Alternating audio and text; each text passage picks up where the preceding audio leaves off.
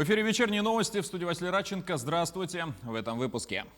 В Верхневилюйске компания «Водоканал» запустила первую водоочистную станцию за пределами столицы. Портал для изучения языков коренных народов Севера запустят в этом году. В Ламгинском районе открыли первый соломенный дом, который, как заявляют строители, теплее классического бруса. Ограничения по режиму работы спортивных учреждений сняли в Якутии. Об этом в ходе брифинга сообщила замруководителя регионального оперативного штаба Ольга Балапкина. 1 марта указом главы Якутии режим повышенной готовности продлен до 15 марта, однако для ряда организаций будут определенные послабления. Так снято ограничение по времени работы для спортивных учреждений. Ранее они работали только в утреннее время. Контролировать соблюдение санитарных правил в учреждениях должны Минспорта Якутии и администрации районов. Также по 15 марта сохраняется режим самоизоляции для лиц старше 65 лет и тех, кто страдает от хронических заболеваний. Кроме того, на территории республики остается обязательным соблюдение масочного режима и социальной дистанции. Также Ольга Балапкина сообщила, что за минувшие сутки 40 новых случаев коронавируса выявили в Якутии. Из них в Якутске 28 заболевших, 3 случая в Мирнинском районе, 2 в Нерюнгринском. Единичные случаи выявили в Алданском, Верхневилюйском, Ленском, Мегино-Кангаласском, Усть-Алданском, Хангаласском и Вено-Бытантайском районах. Кроме того, завершил работу коечный фонд в некоторых медучреждениях региона. В республике на настоящий момент свернуты и прекратили действовать реанимационные койки на базе Республиканской больницы номер 1 и Республиканской больницы номер 3. Основным ударным стационаром третьего уровня, соответственно, остается также нести свою ношу, так сказать, медицинскую, продолжает Якутская республиканская клиническая больница. И к врачам и медицинским работникам которых хотелось бы обратиться и пожелать им и терпения, и выдержки, и, конечно же, работы в новых условиях. Более 350 школ и 800 детских садов продолжают работу в очной форме в Якутии. Об этом информирует Министерство образования и науки региона. Между тем, в связи с превышением порогов заболеваемости ОРВИ и гриппом, закрытый детский сад номер 12 «Солнышко» в селе Саны-Ахтах Алекминского района и детский сад «Солнышко» города Вилюйска.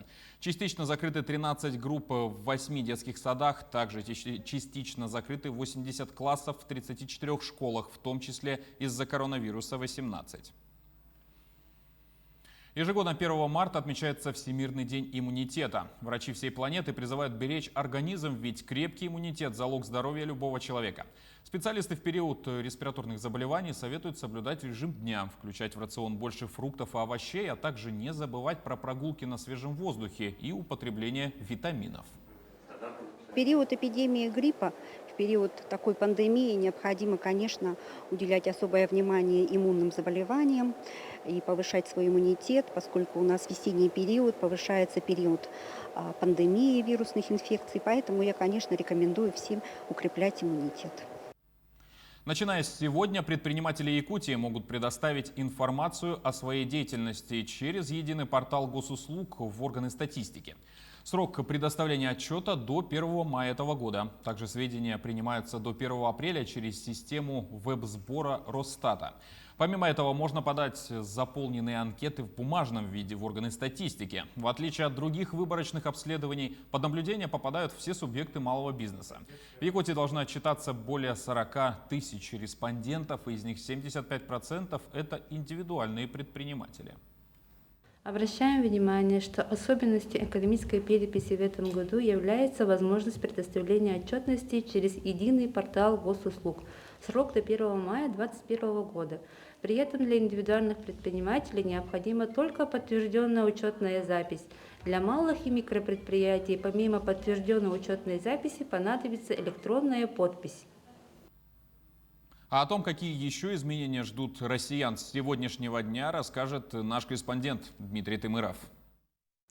Субъектов коррупционных преступлений станет больше. Нормами федерального закона расширен перечень должностных лиц, которые могут быть привлечены к уголовной ответственности за коррупционные преступления. Соответствующие поправки были внесены в Уголовный кодекс Российской Федерации. Теперь за совершение коррупционных преступлений можно привлечь к уголовной ответственности, в том числе руководителей публично-правовых компаний, руководителей государственных внебюджетных фондов и руководителей хозяйствующих обществ с государственным участием.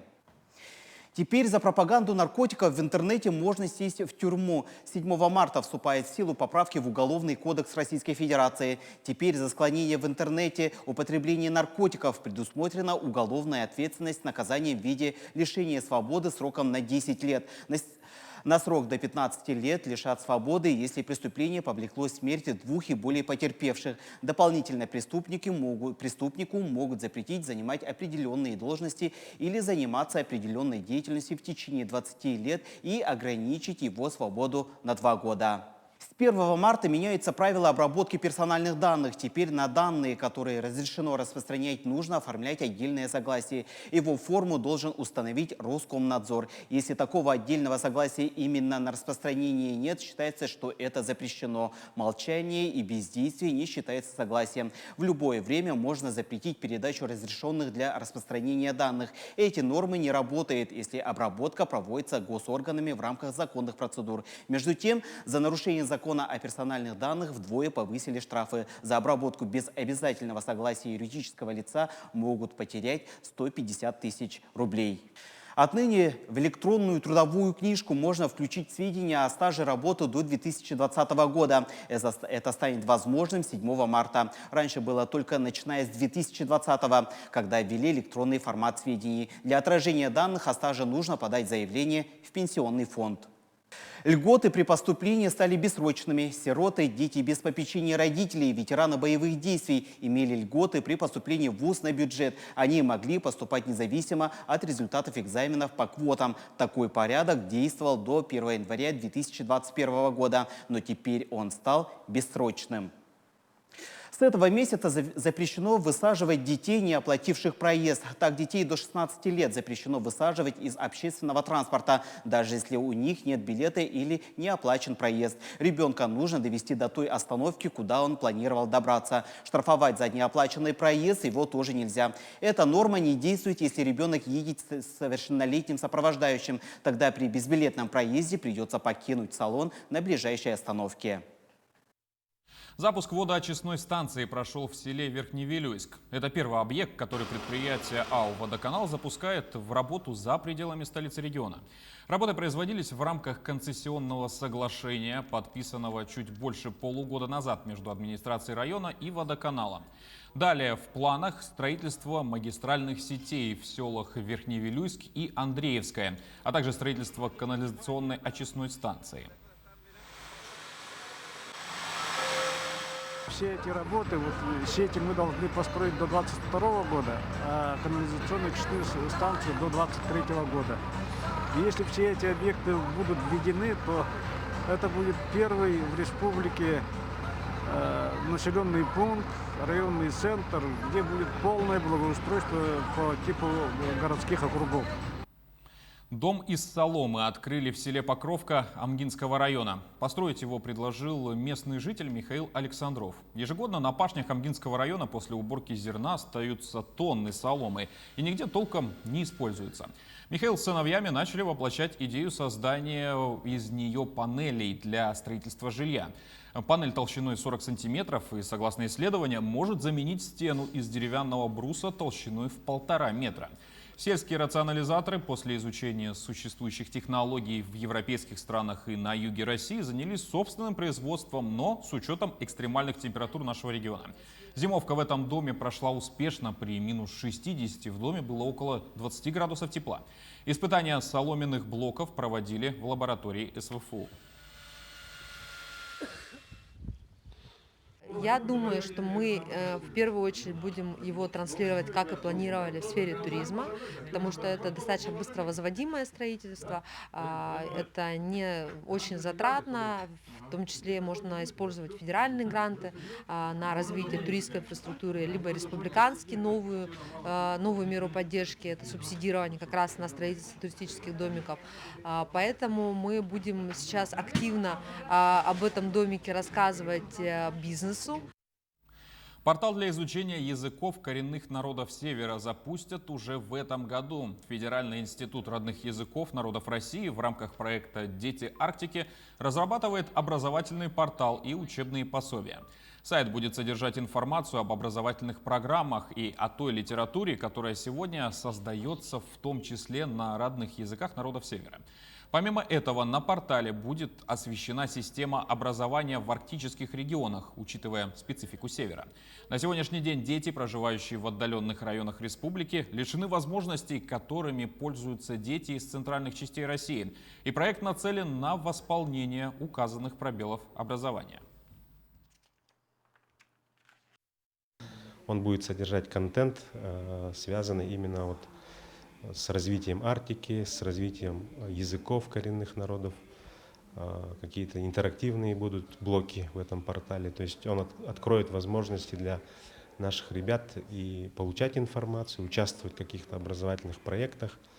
Вот. Ну и надеемся, что федеральное правительство все-таки поддержит нашу инициативу по разработке государственной программы «Дети Арктики» федеральной, да, и тогда дети смогут также выезжать на отдых, на оздоровление, а также участие в различных фестивалях, конкурсах, соревнованиях и так далее. В Наамском районе прошло торжественное открытие библиотеки нового поколения. Она находится в селе Первый Хомустах с населением 1700 человек. Благодаря национальному проекту «Культура» старое здание обновлено на современное многофункциональное учреждение. Это первая в районе федеральная модельная сельская библиотека.